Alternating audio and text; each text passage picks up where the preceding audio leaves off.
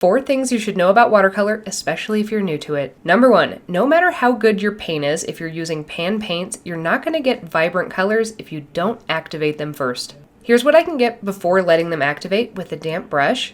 In order to activate them, I add a little spritz of water, or you can put a few drops of water on them and then let them sit for about 30 seconds. Then with that same brush, look how much more vibrant the colors are after activation. Number 2, you can paint wet on wet or wet on dry. Wet on wet means that the colors are all going to run together.